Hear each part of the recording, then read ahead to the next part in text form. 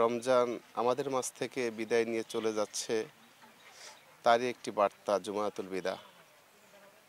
আমরা জুমাতুল বিদা জুমার নামাজ আদায়ের জন্য বাংলাদেশের নয়, শুধু সারা পৃথিবীর ঐতিহ্য একটি ৬০ গম্বুজ মসজিদে জুমার নামাজ আদায় করতে এসেছি। এখানে মুসল্লিদের সঙ্গে নিয়ে আমরা নিজেদের জন্য দোয়া করব, নিজেদের গুনাহ মাফের জন্য দোয়া করব, আমাদের দেশের কল্যাণ কামনা করে দোয়া করব এবং যে রমজান আমাদের কাছ থেকে বিদায় নিতে যাচ্ছে, এই রমজানে যেন আমরা আত্মশুদ্ধি করে আমাদের গুনাহসমূহ আল্লাহর কাছ থেকে মাপ চেয়ে নিয়ে পরবর্তী সময়ে সুন্দরভাবে জীবনযাপন করতে পারি। সেজন্যই মূলত আমাদের এই দোয়া এবং জুমাতুল বিদায় আমরা সেটি আল্লাহর কাছে কামনা করি। দেশের সকল মানুষকে আমরা ঐক্যবদ্ধভাবে করে একটি সুন্দর রাষ্ট্র বিনির্মাণ করতে চাই, যে রাষ্ট্রের মধ্যে কোনো অন্যায়, অবিচার, জুলুম, নির্যাতন কিছুই থাকবে না।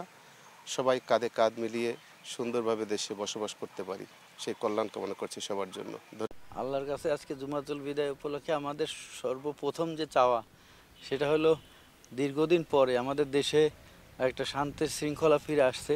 এই শান্তি শৃঙ্খলা এবং মানুষের মনের শান্তিটা মানে মনের আনন্দে যেন ঈদটা করতে পারে, এটাই আমাদের আসলে চাহিদা আর আল্লাহর কাছে আমাদের প্রার্থনা। আর একটা জিনিস যেটা হলো জানেন যে এই মার্চ মাস আমাদের শহীদ প্রেসিডেন্ট জিয়াউর রহমান এই 26শে মার্চ বাংলাদেশের স্বাধীনতা ঘোষণা দিয়েছিলেন এবং শুধু ঘোষণা দেন নাই, উনি মাঠে আপনাদের মুক্তিযোদ্ধাদের সাথে থেকে যুদ্ধ করে এই দেশকে স্বাধীন করেছেন। তো আমরা চাই যে আমাদের এই দেশের স্বাধীনতার সার্বভৌমত্ব রক্ষা করে যেন আমাদের দেশ আগামীতে বিশ্বের দরবারে আমরা একটি সুন্দর সাজানো গোছানো যে দেশ, মানে যাতে করে সারা দেশের মানুষ শান্তি শৃঙ্খলার সাথে বসবাস করতে পারে এবং আমরা একটা উন্নয়নশীল দেশে পরিণত হতে পারি।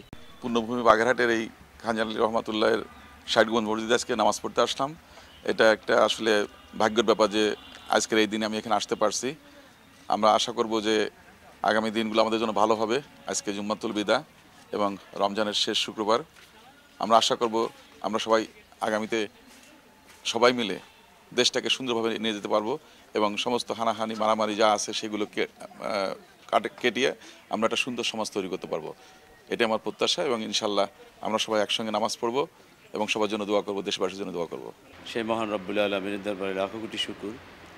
এই ঐতিহাসিক ৬০ গম্বুজ মসজিদে মাহে রমজানের শুরু থেকে গত দিন পর্যন্ত আমাদের খতমে তারাফি গেছেন, তারাফি শেষ হয়েছে, তারাফি নামাজ হয়েছে এবং দৈনিক ইফতার মাহফিল অনুষ্ঠিত হয় এবং এইরকম পর্যায়ক্রমে আজকে আমাদের মাহে রমজানের ভিতরে যে জুমাতুল বিদা, সেটা আজকে শুক্রবার।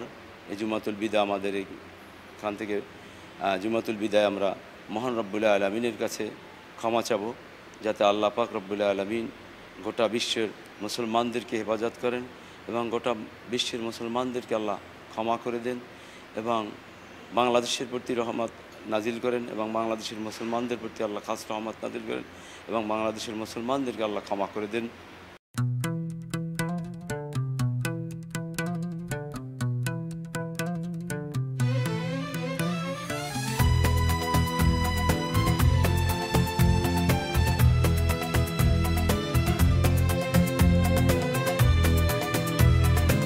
Yeah.